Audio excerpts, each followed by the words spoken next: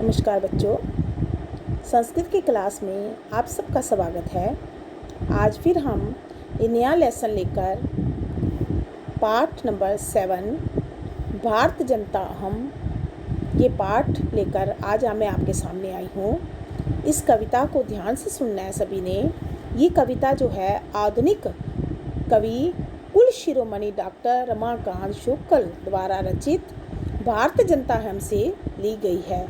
इस कविता में कवि ने भारतीय जनता के सरोकारों, विविध कौशलों, विविध रुचियों का उल्लेख करते हुए बताया है कि भारतीय जनता की क्या क्या विशेषताएं हैं। इस जो कविता है इसमें भारतीय जनता की विशेषताएं बताई हैं। अब ये कविता है, पहला श्लोक जो है इसमें ये बताया है, अभिमान धना विनय उपेता शालिना भारत जनता हम कुशलात् अपि कठिना कुसुमात् अपि कुसुकुमारा भारत जनता अहम।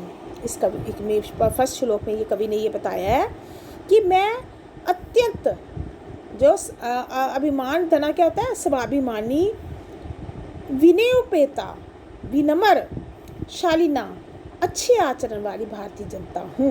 यानी कि ये मेरी ये विशेषताएं हैं।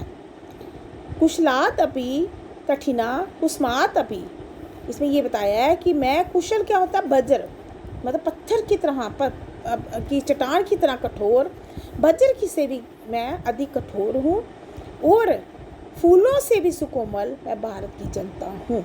अब इसमें देखो कि तो भारत की जनता की क्या क्या विशेषता बताई हैं कि पत्थर से भी कठोर है, वज्र से भी, और फूलों से जैसे भी कोमल है वो। दूसरे श्लोक में ये बताया है, निवासानि समस्ते संसारे मन्ये च कौटुम्बकम वसुंधराम प्रिय श्रेय च। इसमें ये बताया कि प्रिय क्या होता है, अच्छा लगना, रुचि जिसको बोलते हैं, रुचि का जो अच्छा लगता है, श्रेय जो कल्याणकार होता है, जो हमारे लिए कल्याणकारी होता है। उसके बाद है चिनोमी उभयम, जो दोनों को चुनती है, सुविवेका भारत जनता है।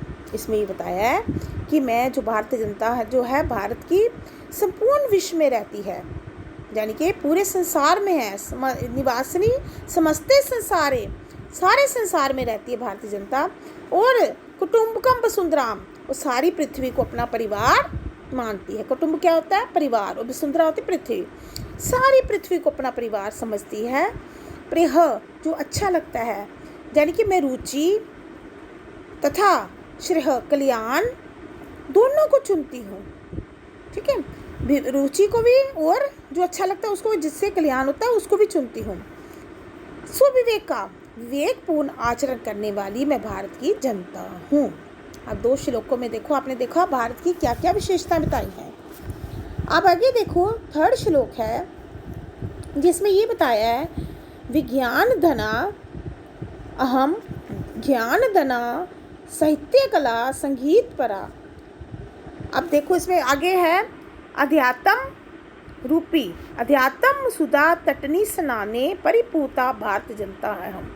यानी कि अध्यात्म सुधा तटनी, अध्यात्म जो अध्यात्म होता है, सुधा होती है अमृत, तटनी अध्यात्म रूपी अमृतमयी नदी में स्नान करना। ठीक है, अब इसमें ये बता रहा है, कवि बता रहा है, मैं भारत की वो जनता हूँ जो विज्ञान, ज्ञान, साहित्य, संगीत और कला के ज्ञान से संपन्न है।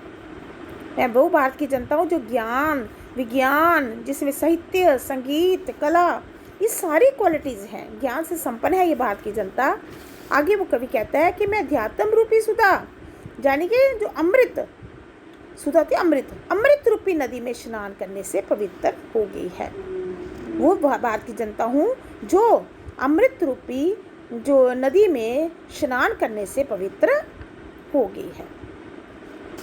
अब नेक्स्ट है फोर्थ श्लोक, मम गीतेर मुग्धम सम जगत, समित सारा संसार मेरे, कहता है कि मम नृत्य मुग्धम मम सम जगत, मम काव्य मुग्धम सम जगत रस भरिता भारत जनता। अब देखो उसकी क्या क्या विशेषता बताई हैं कि मैं आनंद से भरी भारत की जनता हूँ, रस भरिता होता है रस से भरी, अनंत से भरी भारत की जनता हूँ, क्योंकि मेरे गीतों से मम गीतैर मुग्ध, यानी गीतों से, नृत्य से, ठीक है, और काव्य, तीनों से, गीतों से, नृत्यों से तथा मेरे काव्य से सारा संसार जो है मुग्ध हो जाता है, और मैं आनंद से भरी भारत की जनता हूँ। अब ये 4 श्लोक हैं, मैंने अभी आपको समझाए हैं। इन श्लोक को दोबारा एक बार खुद पढ़ना, तभी आपको समझ आएगा। मुझे उम्मीद है ये 4 श्लोक आपको अच्छी तरह समझ आ गए होंगे, और इसको समझ के और इसको अपनी नोटबुक पर, ये 4 श्लोक का अनुवाद अपनी नोटबुक पर आपने लिखना है। थैंक यू बेटा।